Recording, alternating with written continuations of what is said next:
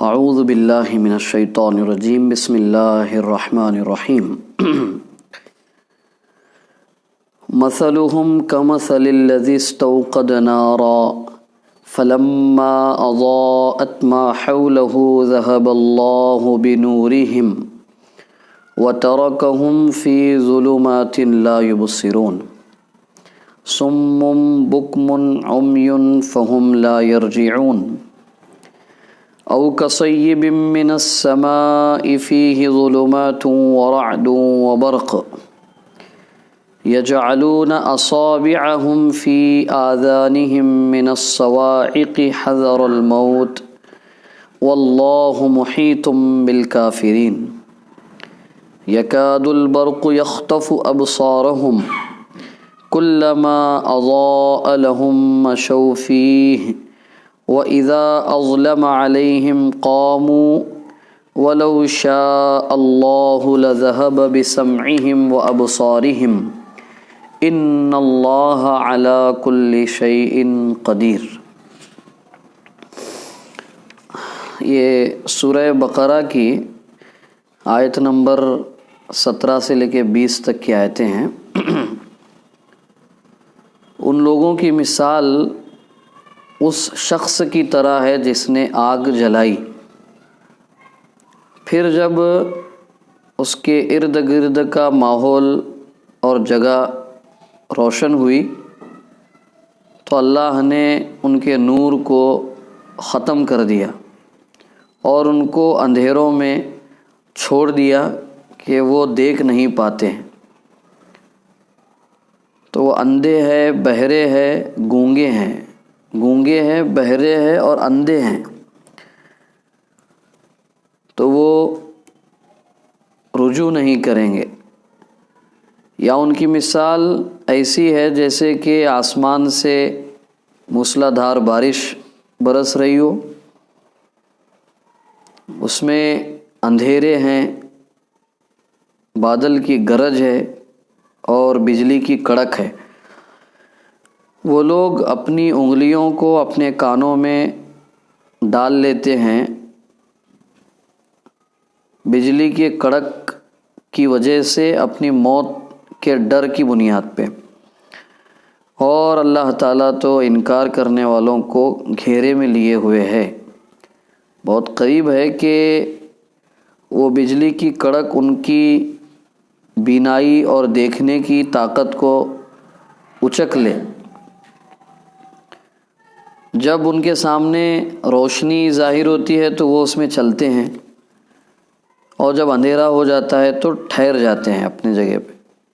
اگر اللہ چاہتا تو ان کے سننے اور دیکھنے کی صلاحیت سلب کر لیتا، کیونکہ اللہ تعالیٰ تمام چیزوں پر مکمل طاقت اور قدرت رکھتا ہے۔ ان آیتوں میں منافقین کی نفسیات بتائی گئی ہے، اور ان کے زندگی گزارنے میں ان کا ایٹیٹیوڈ کیا ہوتا ہے، ان کے زندگی گزارنے کا انداز کیا ہوتا ہے۔ یعنی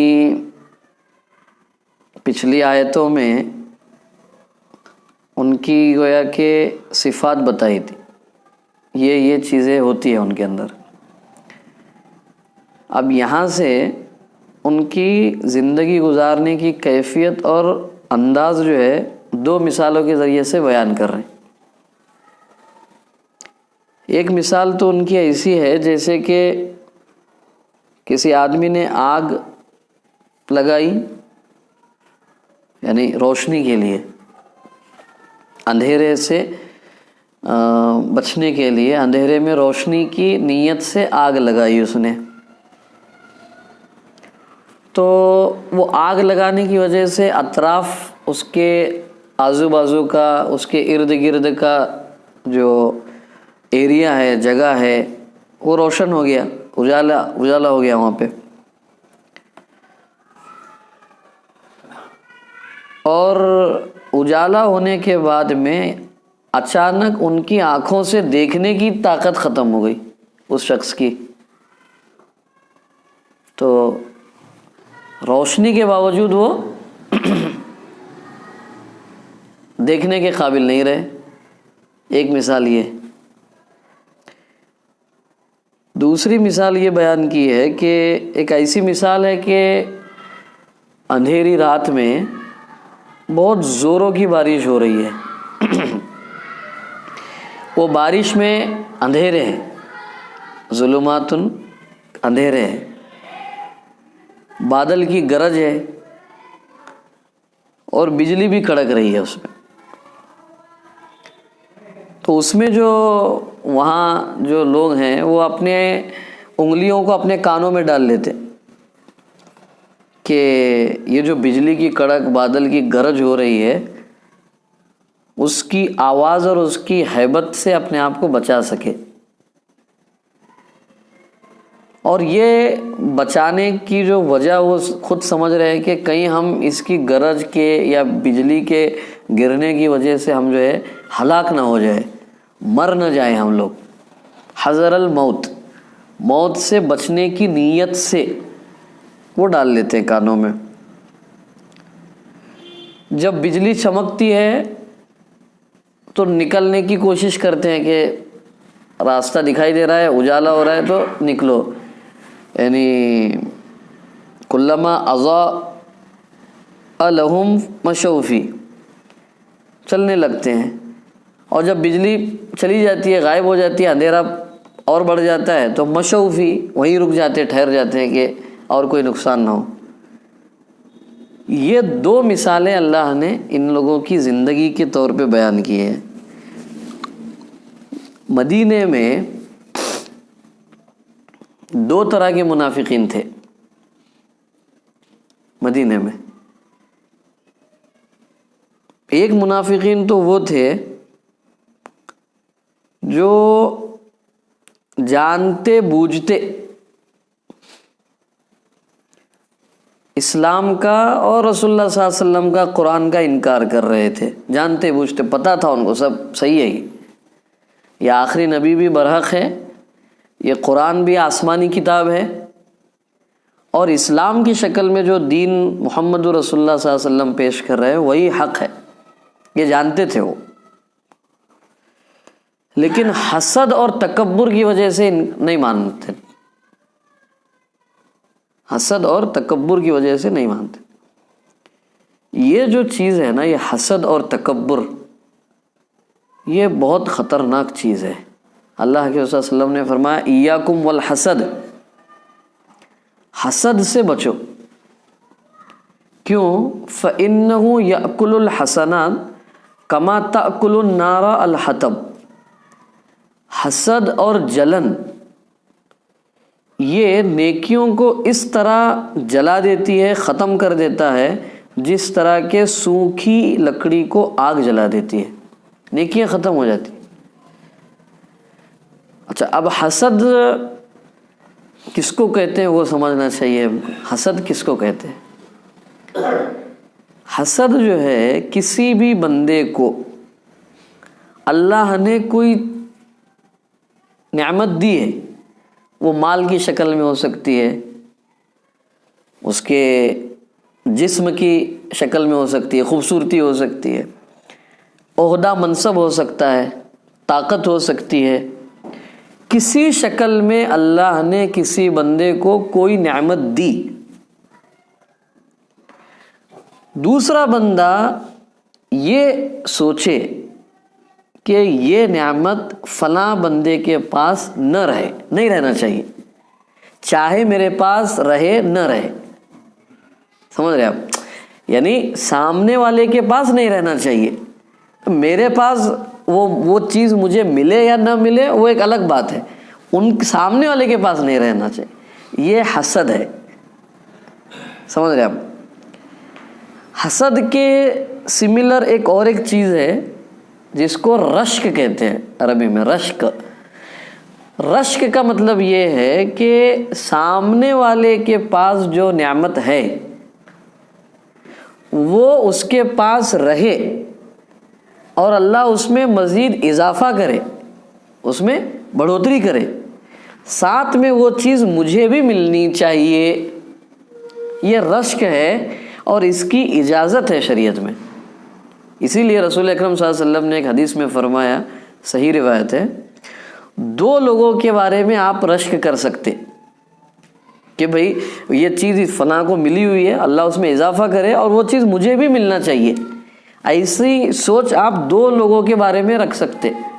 ایک جس کو اللہ نے قرآن کا علم دیا ہے،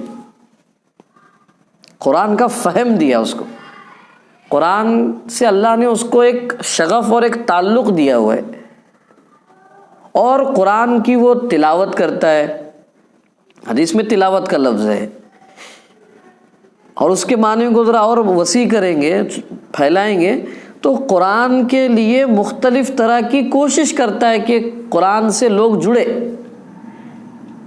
یہ جو کام کرتا ہے بندہ، اس کے بارے میں رسول اللہ صلی اللہ علیہ وسلم فرما رہے ہیں کہ تمہیں اس بات کی اجازت ہے، بلکہ حق ہے کہ تم اس کے بارے میں رشک کرو کہ اللہ اس کے علم میں اضافہ کرے اور اس کے علم کا کچھ حصہ اللہ مجھے بھی دے، یہ کر سکتے ہیں۔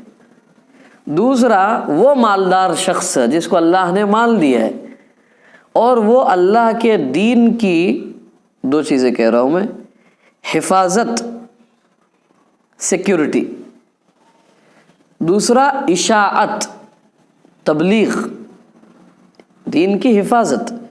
دین کی حفاظت ہم کیا کریں گے؟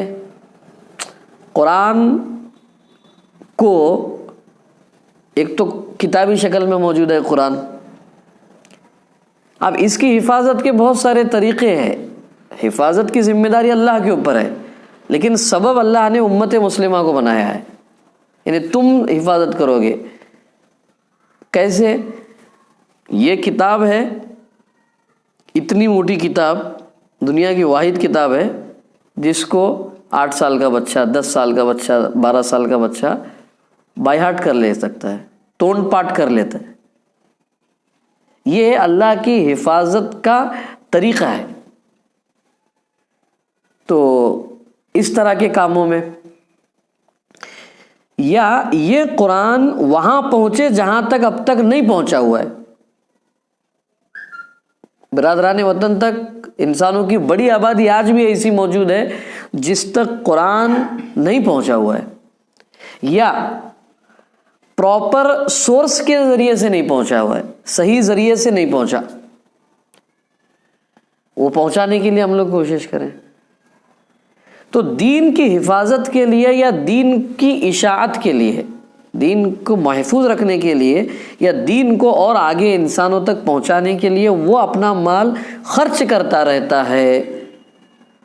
تو ایسے مالدار کو جو دین کی حفاظت کے لیے یا دین کو عام کرنے کے لیے اپنا پیسہ خرچ کرتا ہے، اس کو دیکھ کر کے بھی ہم رشک کر سکتے ہیں کہ اللہ اس کے مال میں اضافہ فرما کہ وہ ان کاموں میں اور خرچ کرے اور مجھے بھی اس قابل بنا کہ میں بھی ان کاموں میں اپنے مال کو لگا سکوں۔ یہ رشک کر سکتے ہیں، حسد نہیں کر سکتے کہ وہ چیز فلاں کے پاس نہیں رہنی چاہیے چاہے میرے پاس ہو یا نہ ہو۔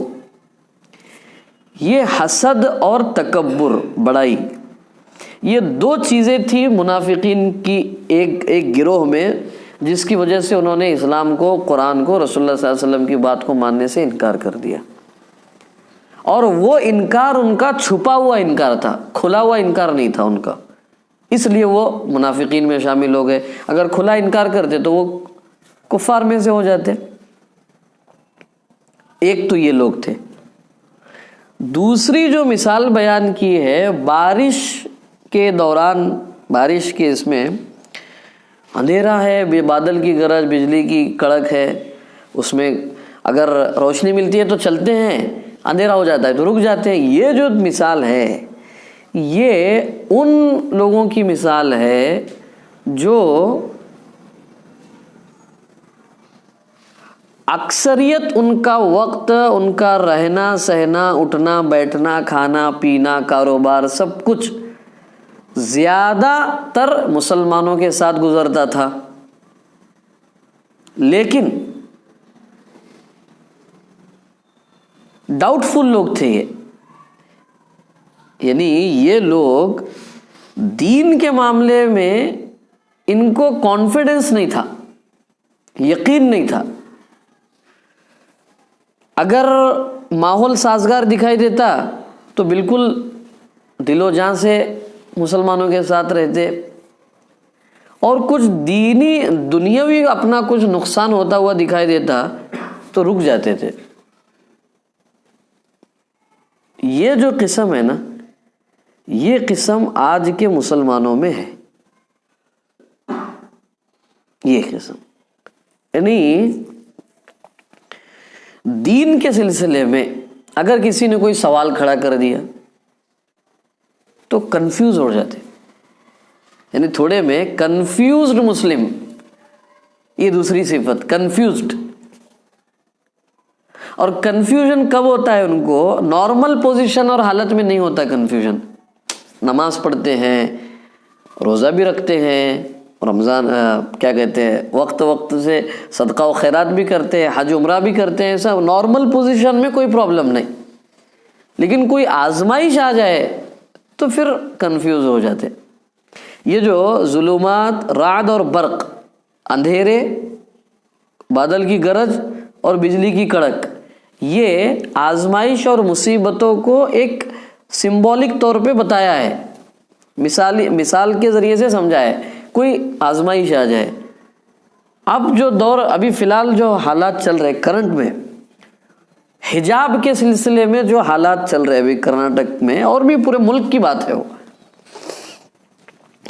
اب یہ حالت میں یہ حجاب اور پردہ،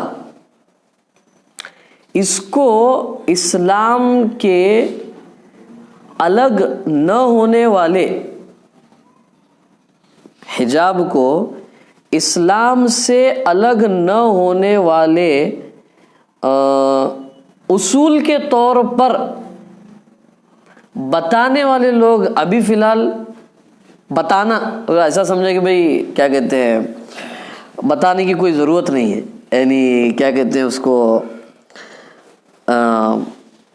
ایسا ہو رہا ہے کہ اگر اس وقت اگر حجاب پہ کچھ بات کریں گے تو معاملہ بہت سیریس ہو جائے گا، پیچیدہ ہو جائے گا، گمبھیر ہو جائے گا، تو خاموش رہو، رک جاؤ اس پہ. اور جب نارمل پوزیشن ہے تو چل رہے ہیں سب. تو منافقین کا جو معاملہ تھا، آزمائش کی جب حالات ہوتے تھے ان حالات میں ڈگمگا جاتے تھے وہ لوگ. یہ بہت خطرناک چیز ہے یہ. یعنی اگر حالات سازگار ہو تو عمل کریں گے، اگر حالات سازگار نہیں ہے، یعنی حالات ذرا آزمائش کے حالات ہے، تو ان حالات میں پھر ڈگمگا جائیں گے یا رک جائیں گے.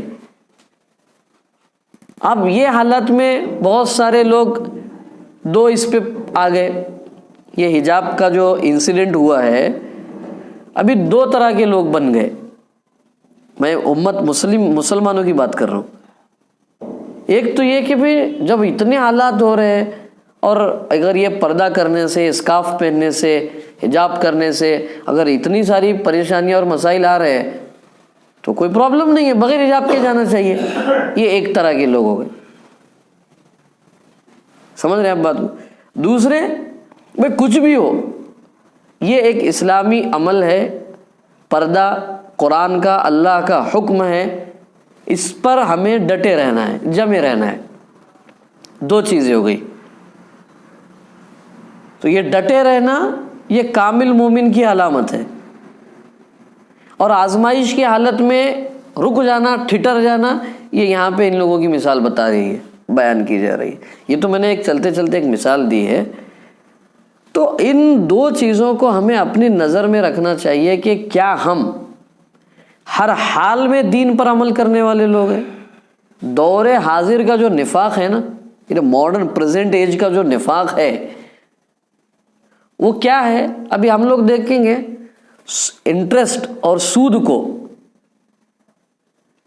زبان سے برا بول رہے ہیں، پریکٹیکل لینا دینا چالو ہے. پھر نفاق کیا ہے اس کے علاوہ؟ پردے کے بارے میں اورلی بات کر رہے کہ یہ ہونا چاہیے، دل میں یہ ہے کہ کیا ضرورت ہے، ایجوکیشن مسٹ ہے، تعلیم اہم ہے، اس کی کیا ضرورت ہے؟ اور تعلیم میں اگر یہ چیز رکاوٹ آ رہی ہے تو اس کو ہٹا دیا جانا چاہیے، الگ کر دیا جانا چاہیے. سمجھ رہے ہیں آپ بات کو؟ ایسی بہت ساری باتیں ہیں. یہ دور حاضر کا نفاق کہ دل میں ہم کیا کرتے ہیں، کسی چیز کو جس کو شریعت نے گویا کہ منع کیا ہوا ہے، زبان سے اس کو گویا کہ برا کہیں گے لیکن دل سے اس کو ایکسیپٹ کریں گے. تو نفاق کی شکلوں میں سے ایک شکل ہے یہ دور حاضر کا نفاق ہے یہ.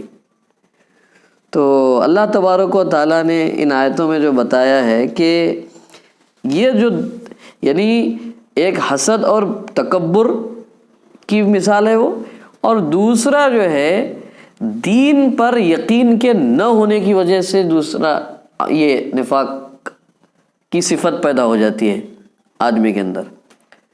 اب اللہ تبارک و تعالیٰ نے آخر میں ایک جملہ فرمایا وَلَوْ شَاءَ اللَّهُ لَذَهَبَ بِسَمْعِهِمْ وَأَبْصَارِهِمْ.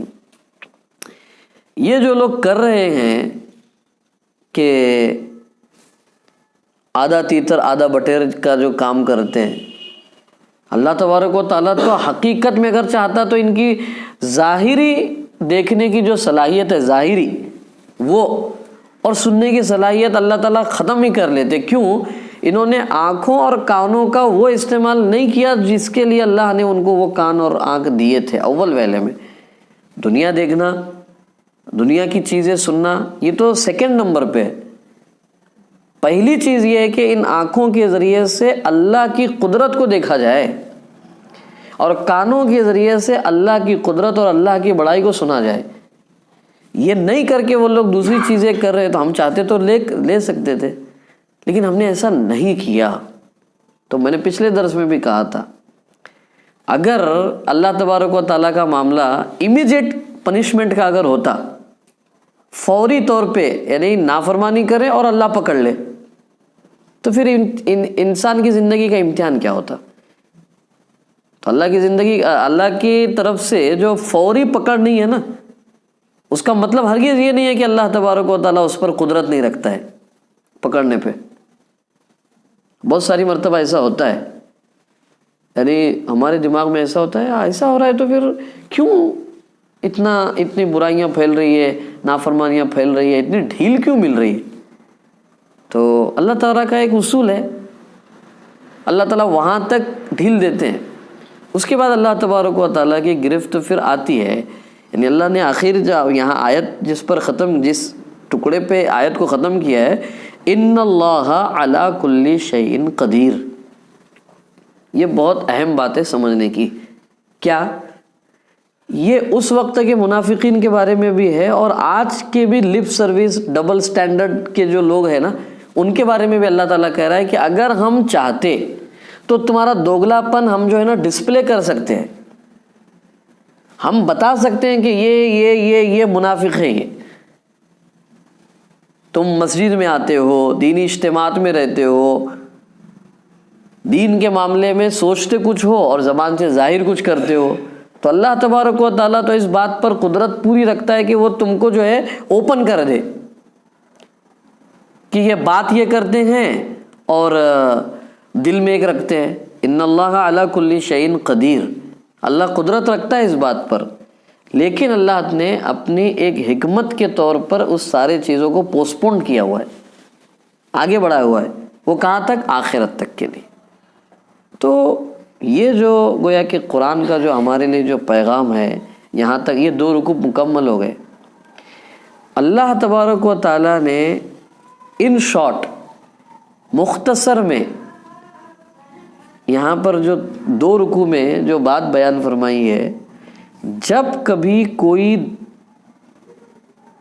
حق کام جو بالکل صحیح ہو کام، وہ کام جب بھی کھڑا کیا جائے گا نا یا شروع کیا جائے گا، یہ 3 طرح کے لوگ آپ کو سامنے ملیں گے.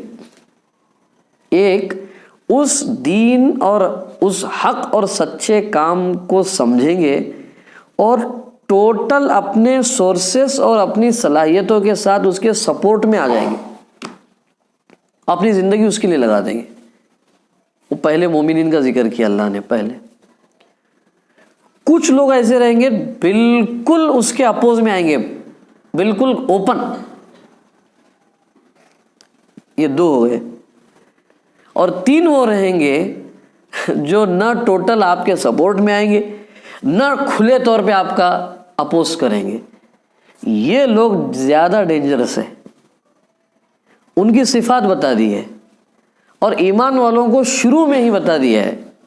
یہ کیونکہ نزولی ترتیب قرآن کی الگ ہے، اور جو یہاں پر جو رکھا گیا ہے قرآن کو ایک مصحف کی شکل میں، اس کی ترتیب الگ رکھی ہوئی ہے. یہ قرآن چونکہ 2/3 قرآن جو ہے 2/3 قرآن نازل ہو چکا ہے، اس کے بعد سورہ بقرہ نازل ہو رہی ہے اصل میں، تو یہ تو اس کی نزولی ترتیب ہے. یہ ہم کو شروع میں 2 رکوع میں اللہ نے یہ بتا دیا ہے کہ تم کوئی کام دین کا کر رہے ہوں گے تو یہ 3 طرح کے لوگ سامنے رہیں گے. تو اس سے اچنبھے میں نہیں پڑنا. اتنے لوگ نافرمانی کر رہے، اپوز کر رہے، اور کچھ لوگ اندرونی طور پہ یہ کر رہے، اور جو لوگ سپورٹ کر رہے. یہ یعنی ایک نئی بات نہیں ہوگی. کسی بھی اچھے اور سچے اور نیک کام کی شروعات میں سامنے جو لوگ رہیں گے نا، تو اس میں یہ 3 کیٹیگری کی جب لوگ ہوں گے تو یہ 3 کیٹیگری ہونے ہی والی ہے. اس میں یعنی اچنبھے میں نہیں ہو جانا، کنفیوز نہیں ہو جانا، اور آئیڈینٹیفائی کر لینا. پرنسپلز بتا دیے، ان کی صفات بتا دی. آپ کے حمایت میں آنے والے لوگ کیسے رہیں گے، آپ کے اپوز کرنے والے لوگ کیسے رہیں گے، اور اندر رہ کر کے آپ کے مشن اور کام کو کھوکھلا کرنے والے لوگ کیسے رہیں گے. وہ تینوں چیزیں اللہ تعالیٰ نے یہاں پہ آگے بیان فرمائی. یہ یہاں تک 2 رکوع میں بیان فرمائی ہے. اور یہ ساری کی ساری چیزیں اہدنا الصراط المستقیم کے جواب میں ہے.